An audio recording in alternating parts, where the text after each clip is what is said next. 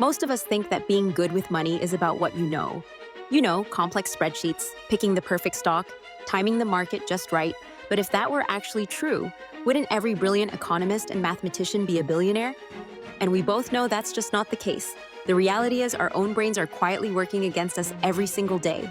There are these hidden emotional biases, that sharp sting you feel when an investment drops, the green-eyed monster that pops up when your friend shows off a new car, that nagging fear of missing out on the next big thing. These feelings are secretly pulling the strings, controlling your spending, sabotaging your investments, and keeping you from building real, lasting wealth. You're not bad with money. You've just been playing a game without knowing all the rules. But what if you could understand and master these hidden forces in just 20 minutes? What if you could learn the psychological secrets that truly separate the wealthy from everyone else? That's exactly what we're going to do.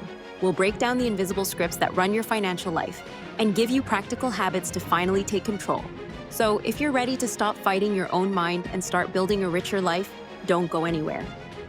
The behavior gap, it's not what you know, it's how you behave. So the single most important lesson is this. Being good with money has very little to do with how smart you are and everything to do with how you behave. You can have a PhD in finance, but if you freak out and sell all your stocks during a market dip, you're going to lose to the janitor who just keeps automatically investing a small slice of his paycheck month after month, rain or shine. This canyon between what we know we should do and what we actually do is called the behavior gap. And it's where fortunes are made and lost. So why does it exist? Because we aren't walking spreadsheets. We're human beings driven by fear, greed, and the powerful urge to fit in. Our biggest money decisions are often made at the dinner table or after scrolling through a friend's vacation photos, not in a state of pure, cold logic. Think about it. We all know dieting is simple. Eat fewer calories than you burn. Yet obesity is a global health crisis. We know that compound interest is the most powerful force in the universe, but so many people struggle to save consistently. The knowledge isn't the problem, the behavior is. The story of Ronald Read, a janitor who secretly built an $8 million fortune, proves this perfectly. He wasn't some stock-picking wizard. He just did two things consistently. He lived well below his means, and he invested his savings into solid blue-chip stocks. And then, he waited. He let his patience and his discipline do the heavy lifting, not his intellect. His story is a powerful reminder that financial success isn't a game of intelligence, it's a game of psychology. So the habit here isn't to go learn more about investing. It's to learn more about yourself. What are your emotional triggers? Are you a panic seller? Do you get swept up in hype? The first step to mastering your money is mastering your impulses. Your goal shouldn't be to become a robot. It should be to become more consistently reasonable.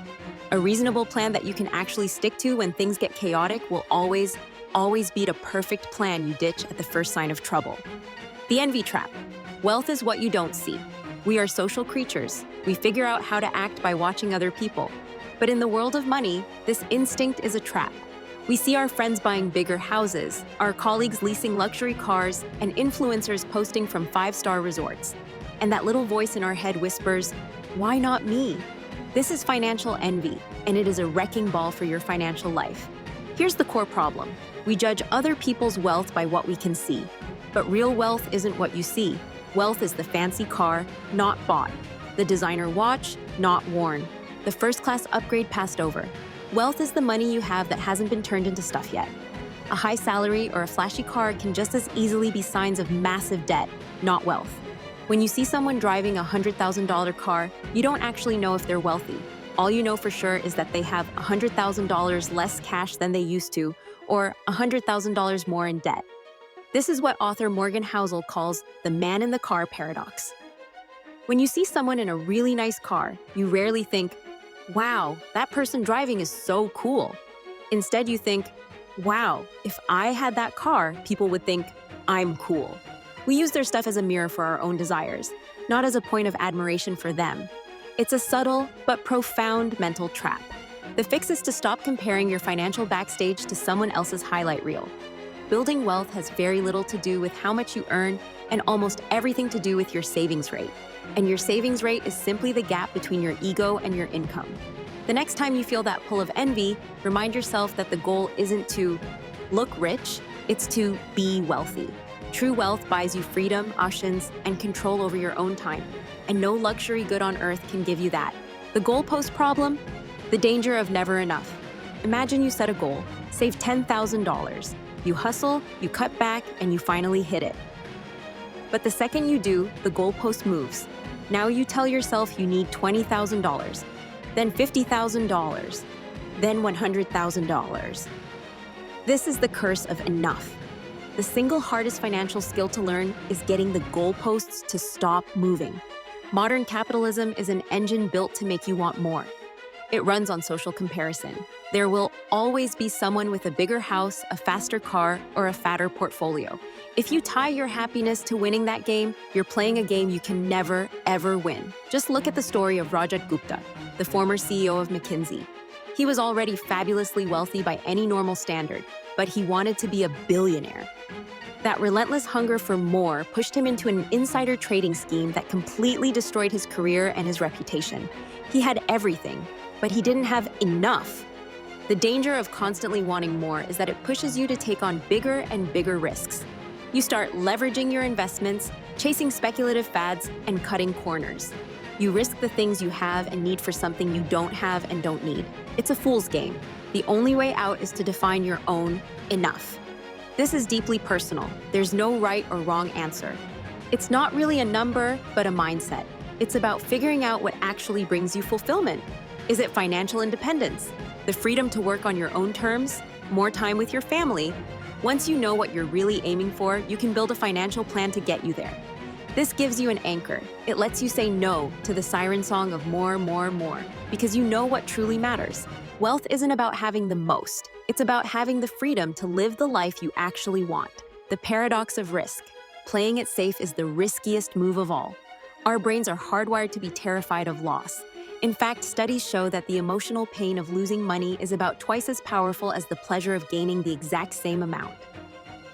This is called loss aversion, and it's one of the most powerful and destructive biases in finance. It's what makes investors panic sell during a crash, locking in their losses for good.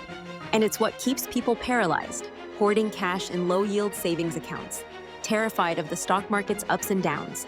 But here's the paradox. Over the long haul, the biggest financial risk isn't volatility, it's inflation. The risk isn't that your investments might temporarily go down. The real risk is that the cash you're holding onto so tightly will be worth less and less every single year. By trying to avoid all risk, you are guaranteeing a long-term loss. Look, getting wealthy and staying wealthy are two totally different skills.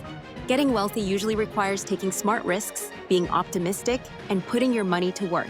Staying wealthy requires a healthy dose of paranoia, and understanding that what gives you wealth can also take it away. But you can't even get to the staying wealthy stage if you don't take the right risks to grow your capital in the first place. The key is to know the difference between volatility and risk. Volatility is just the price you pay for long-term growth. It's the short-term bumps in the road. Real risk is the chance of a permanent loss of your money. A well-diversified, low-cost index fund is volatile, yes, but over 20 or 30 years, the risk of it permanently losing all its value has historically been near zero. Cash in a savings account has zero volatility, but it has a 100% guarantee of losing its purchasing power to inflation over time. So the habit to build is reframing how you think about risk. Understand that taking no risk is itself a massive risk. Your goal isn't to avoid it, but to manage it so you can survive the inevitable bumps and be there to reap the long-term rewards. Your number one job as an investor isn't to make the most money. It's to stay in the game long enough for the magic of compounding to work. Hey, if these ideas are starting to click and you're ready to stop letting hidden biases run your financial life, do me a quick favor and hit that subscribe button. We put out videos just like this every single week to help you build not just more wealth, but more freedom. Come join the community. The freedom factor, the real purpose of money. What is money really for? Most people would say to buy stuff, but that's just scratching the surface. The highest form of wealth, the real dividend that money pays, is control over your own time. It is the ability to wake up in the morning and say, I can do whatever I want today. It's the freedom to switch careers, take a year off to be with your family, or retire when you want to, not when you're forced to. That control is the universal, undisputed ingredient for happiness. So many people chase higher and higher salaries, thinking more money will equal more happiness. But in that chase, they often take jobs with longer hours, more crushing stress, and less autonomy. They end up trading their time, their very freedom, for a bigger paycheck. It's a losing bargain. Think about it this way. Having a 6-month emergency fund isn't just a shield against losing your job. It's the power to walk away from a toxic boss. It's the confidence to take a calculated risk on a new business idea. It's the breathing room to wait for the right opportunity instead of being forced to grab the first one that comes along. This is why your savings rate is so incredibly important. Every single dollar you save is a piece of your future freedom that you are buying today. When you start looking at money through that lens, your spending decisions completely change. That $100 impulse buy doesn't just cost you $100. It costs you a small piece of your future autonomy. Is it worth it? Maybe sometimes it is, but just asking the question changes the entire equation. The habit here is to optimize your finances for control, not just for the highest possible return. Before you make any big financial move, ask yourself this simple question. Will this increase or decrease my control over my own time? That question shifts the goal from just accumulating more stuff to building a life that is truly your own. The long game. Your habits need to compound. Everyone's heard about the magic of compound interest. It's what turns small, consistent investments into a fortune over decades. But we often forget that compounding doesn't just work on money. It works on your habits, your reputation, and your knowledge too. The biggest wins in life, in our careers, relationships, or finances, come from longevity. They come from simply sticking around long enough for compounding to do its thing. But our own psychology works against us here. We're impatient. We want results yesterday. We see a winning investment dip for a week, and that pain makes us want to cash out our winners way too early in the future. We wildly overestimate what we can do in 1 year and vastly underestimate what we can accomplish in 10. Think about your financial habits. The habit of automatically saving 10% of your income might feel tiny in the first month, or even the first year. But compounded over 30 years, it becomes the very foundation of your financial independence. The habit of living below your means doesn't just save you a few bucks today. It builds a psychological muscle of discipline that protects you from lifestyle inflation for the rest of your life. And of course, the same is true for negative habits. That habit of carrying credit card debt doesn't just cost you interest this month. It compounds into a mountain of debt that can feel impossible to escape, trapping you in a cycle of stress. The key is to think in decades, not days. When you start investing, the most important decision isn't picking the absolute perfect fund. It's just starting. It's building the habit. When you're trying to save more, the most important thing isn't creating the world's most detailed budget. It's automating your savings so that the decision is already made for you every single month. The practical shift is to focus on your trajectory, not your current position. Are your habits, no matter how small, pointing you in the right direction? Are you a little better with your money this month than you were last month? That is the real path to wealth.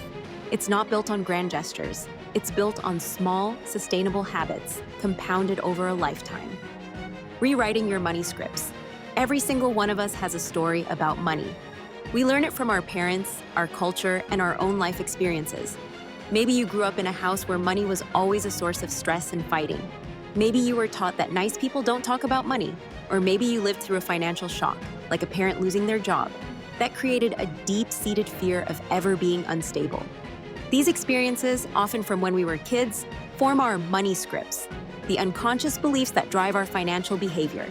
They're like an invisible narrator in our head, telling us what's safe, what's risky, what we deserve, and what's out of our league. If your script says money is the root of all evil, you might unconsciously sabotage your own success. If your script says you have to spend money to show people you've made it, you might find yourself stuck in a cycle of debt forever. The goal isn't just to pile up money, it's to use money as a tool to live a better, fuller, and more independent life. You have the power to do that. And it doesn't start with a spreadsheet. It starts with understanding the person in the mirror. Thanks for watching.